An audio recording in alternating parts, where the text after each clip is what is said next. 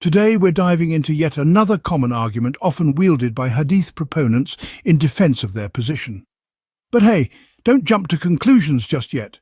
This video isn't about taking sides, it's all about examining the validity of this argument, without necessarily endorsing it.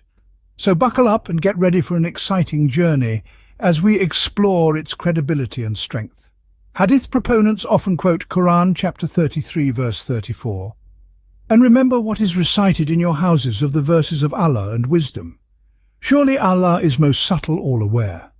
They argue that ayathillah, or the verses of Allah, refer to the Quran, while hikmah, or the wisdom, refers to the hadith.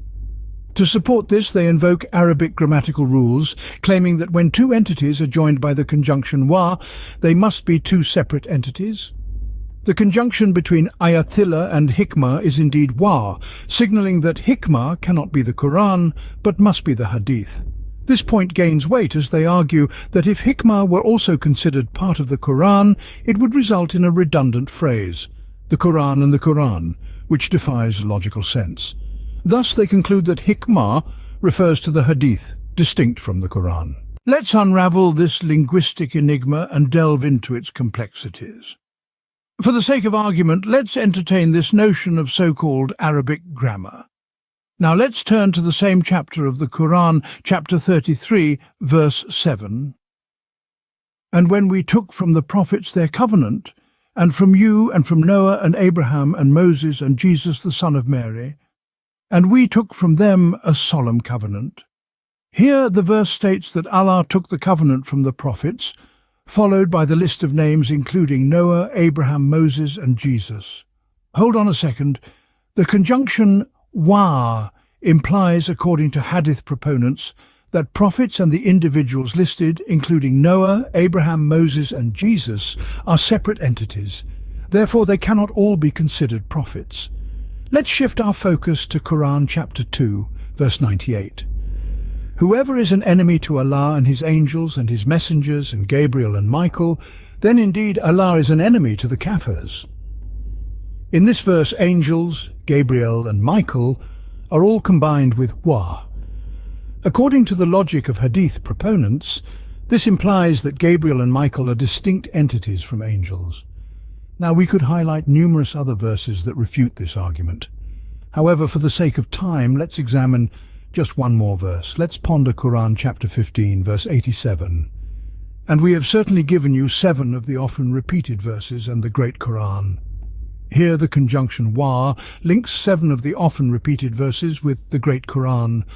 According to the grammatical rule highlighted by hadith proponents, this implies that these 7 verses are distinct from the Quran itself. Are hadith proponents prepared to assert that these 7 oft-repeated verses are not part of the Quran? This verse alone serves as a compelling counter-argument to the grammatical rule they propose. I hope these examples suffice to dismantle the grammatical argument put forth by hadith proponents.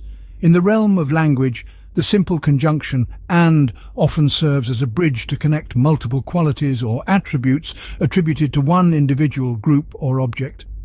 It's like shining a spotlight on something remarkable. Let's consider the phrase, "He is a father and a teacher."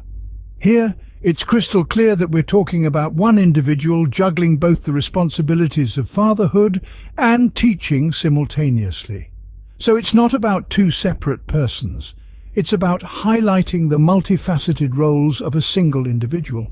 Indeed, the Quran adeptly utilizes the conjunction wa to interconnect different entities such as prophets and their names, angels and specific names of angels, and the Quran itself with 7 often repeated verses. This linkage doesn't signify separation, but rather highlights certain names or aspects while preserving the unity within the same group or object. As we conclude, it's unreasonable to assert that ayathillah, or the verses of Allah, exclusively refer to the Quran, while hikmah, or the wisdom, is confined to the hadith, merely based on their connection with the conjunction wa. Instead, both ayathillah and hikmah can refer to the Quran. Therefore, the grammatical argument employed by hadith proponents is inherently illogical.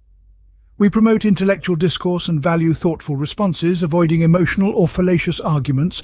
Let's aim for clarity and honesty as we seek knowledge. Thank you for joining me on this thought-provoking journey. If you found our exploration enlightening, please support us by liking, sharing, and subscribing. Let's keep fostering lively discussions and vibrant exchanges of ideas. Until next time, stay curious and may peace be upon you.